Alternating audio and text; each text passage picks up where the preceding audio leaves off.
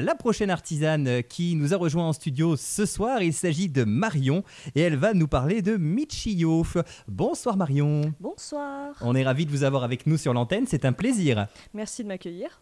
Eh bien écoutez, en tout cas, on a plein de questions à vous poser sur cette antenne, sur ce que vous faites. Alors évidemment, on va développer tout ça pendant ces quelques minutes. Alors, dans un premier temps, vous êtes une artisane calamière. Alors, qu'est-ce que cela signifie ? Alors du coup, le métier de calamier, c'était le métier de fabrication de la plume d'écriture. Donc c'était soit ceux qui taillaient les calames en roseau ou ensuite qui taillaient la plume. Puis ensuite, il y a eu la création de plumes d'écriture à partir des lames en métal. Le métier n'existe plus, du coup, je ne l'utilise pas officiellement ce terme parce que métier n'existant pas pour la Chambre des métiers et de l'artisanat. Du coup, je suis simplement une artisane qui fait de la création fantasy. D'accord, oui, donc c'est un terme qui n'existe plus. Exactement. Bon, bah écoutez, c'est bon à savoir parce que calamière, moi je ne savais pas du tout ce que ça voulait dire. Vous venez quand même de m'apprendre quelque chose ce soir et j'espère que les auditeurs sont ravis d'avoir appris également quelque chose. Alors, vos plumes ne sont pas utilisées qu'en simple outil de calligraphie, mais également à d'autres fins.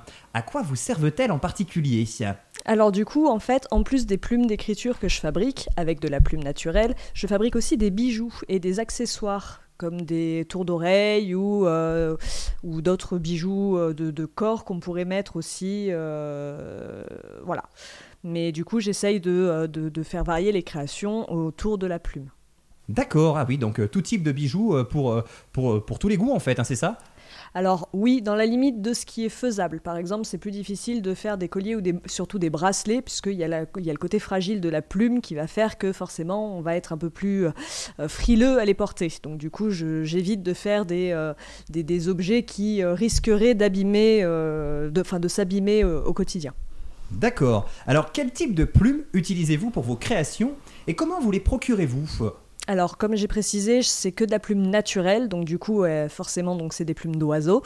J'attends principalement qu'elle tombe, c'est de la mue. Après, il y a quelques oiseaux qui sont passés par le biais de chasseurs, malheureusement, hein, mais bon, ils ne sont pas tués pour leurs plumes, c'est une précision importante. Après, quels oiseaux j'utilise ? J'utilise de la poule, du coq, du canard, de la pintade, pour les plus classiques, on va dire. Après, j'utilise 6 espèces de faisans différents, par exemple. Il y a le faisan doré, faisan argenté, faisan de Lady Armest, faisan obscur, enfin bon, il y en a plein, dont certains aussi qui ont des noms un petit peu bizarres, comme le lophophore, qui est une espèce de faisan d'Asie, qui est tout irisé, qui est magnifique, j'adore ces plumes. Du coup, voilà. Après, j'utilise aussi du paon, du cygne, et j'ai aussi quelques particuliers qui ont des perruches ou des canaris, qui du coup me fournissent les plumes de leurs oiseaux, parce que j'utilise même les plus petites plumes que je peux mettre dans des flacons en verre. Ah oui, d'accord. Ah bah écoutez, en plus, c'est bien, là, vous venez de nous donner un exercice de diction, le faux fort. C'est pas mal, hein. Il est pas mal, ouais. Il est pas mal, celui-là, le faux fort, c'est très bien. Et en plus, vous avez bien fait de nous signaler que vous n'utilisez que des plumes qui sont tombées et pas des plumes qui sont prises sur des oiseaux. Tout à fait. Voilà, sinon, on se serait fait plumer par les antichasseurs, c'est le cas de le dire. Hein. Et Voilà. puis, il y a aussi une chose importante à savoir, c'est que je n'utilise que des plumes d'oiseaux non protégées, parce qu'il y a des législations françaises, européennes et mondiales qui font que je n'ai pas le droit d'utiliser toutes les plumes, même celles que je ramasse dans la nature. Tout ce qui est rapace, tout ce qui est chouette, tout ce qui est même... Les corbeaux sont protégés en France, donc du coup, je n'ai pas le droit d'utiliser les plumes. Ouais, excusez-moi du jeu de mots, c'est dommage, ça aurait pu être chouette. Hein. Oui, j'adorerais pouvoir utiliser ces oiseaux-là, mais malheureusement, il faut des documents particuliers pour prouver que la plume est bien tombée naturellement de l'animal, sauf que dans la nature, on ne peut pas le prouver. Donc, pour éviter le braconnage, c'est interdit. D'accord. Et alors, avec quels matériaux vos plumes sont-elles mariées dans vos créations ? Alors, j'utilise principalement des matériaux nobles. J'utilise du bois, que je tourne moi-même, du coup, avec mon mari aussi, et aussi quelques pierres. Après, je les associe avec des breloques en acier inoxydable, en argent 925, ou parfois en plaqué or. J'aimerais à l'avenir aussi travailler pour l'acier inoxydable avec une entreprise de Clermont-Ferrand qui fait de la découpe laser pour pouvoir faire mes propres designs de breloques. Mais bon, ça pour le moment, c'est encore en discussion. D'accord, bah écoutez, on verra dans l'avenir, on suivra votre actualité sur les réseaux pour savoir justement si vous avez réussi ce projet. Et alors, les plumes que vous utilisez ont-elles une allure 100% naturelle ou est-ce que vous leur donnez des couleurs ou des motifs en rajoutant quelque chose par-dessus ? Alors, au tout début où j'ai expérimenté cet artisanat, je l'ai teigné, sauf que j'ai trouvé que ça perdait de leur charme. Du coup, maintenant, je n'utilise que leurs couleurs naturelles. Je fais un travail de fleuriste, en fait. Je les associe les unes avec les autres, les plumes, et pour les sublimer, en fait. Et donc, du coup, j'essaye de les laisser au plus naturel possible, que ce soit dans leur forme ou dans leur couleur. D'accord. Et quand vous fabriquez des bijoux ou une plume de calligraphie, quelles sont finalement les étapes clés à respecter, celles qu'il ne faut surtout pas manquer pour obtenir le résultat escompté? Vous le disiez, la plume est très fragile. J'imagine qu'il y a plusieurs étapes sur lesquelles il faut être très vigilant en fait. Alors c'est pas forcément très fragile, mais ça reste fragile dans certaines conditions. Après, dans les étapes essentielles, il y a l'étape que personne ne prend en compte, on va dire, qui est le nettoyage et le tri des plumes, qui prend un temps phénoménal. On y laisse des plumes. Exactement. Après, pour le reste, je travaille surtout au feeling en fait. Comme je dis souvent, j'ai les plumes qui me parlent. Ce sera vraiment à l'inspiration du moment. Si jamais je n'ai pas d'inspiration, je n'arriverai pas à sortir une création.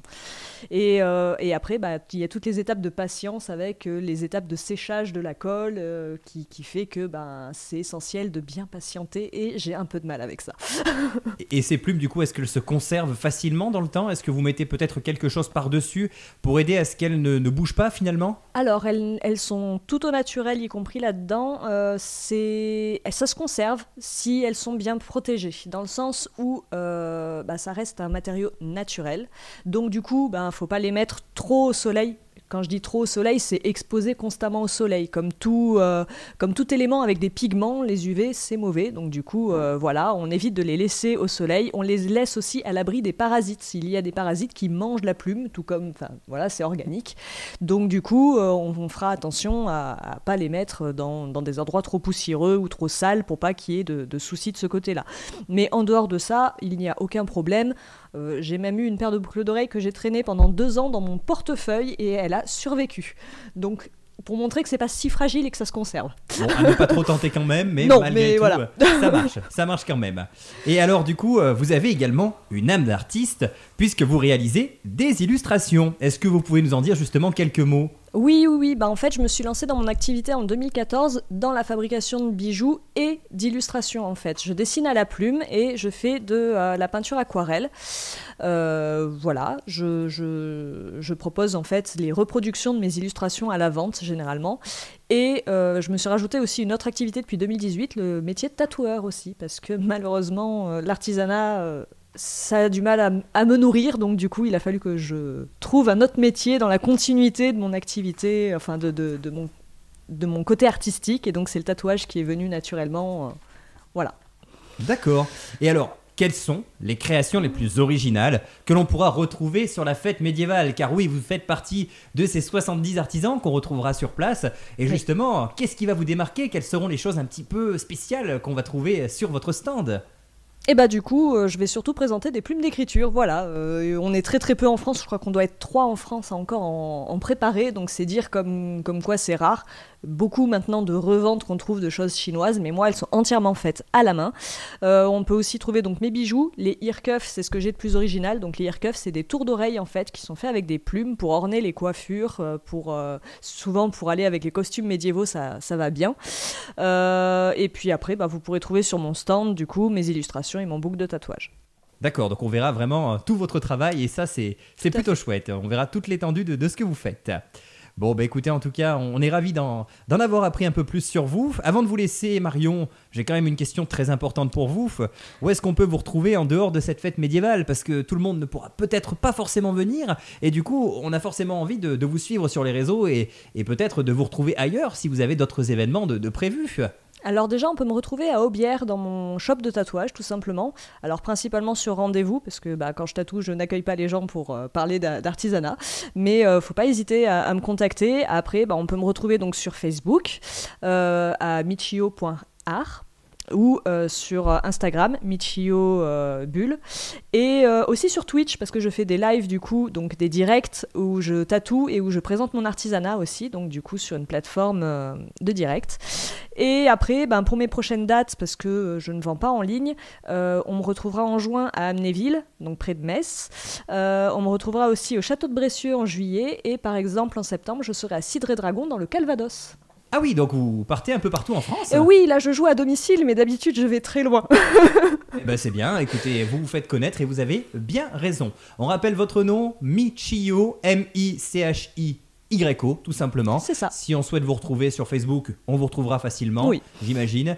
Et vous êtes donc du côté d'Aubière, donc vous êtes 100% local. Exactement. Voilà, bah écoutez, on vous remercie Marion pour cette belle interview. On vous souhaite un bon marché médiéval, bien sûr. Merci beaucoup. Et puis on vous retrouve très vite, vous revenez quand vous voulez en studio, vous serez la bienvenue. Avec plaisir, merci. Merci à vous, et nous sur Variance FM, on se fait plaisir aussi, parce qu'on est là pour écouter aussi de la bonne musique médiévale, on se met dans l'ambiance. On écoute tout de suite Triane, évidemment la jument de Michao, vous la connaissez tous et toutes.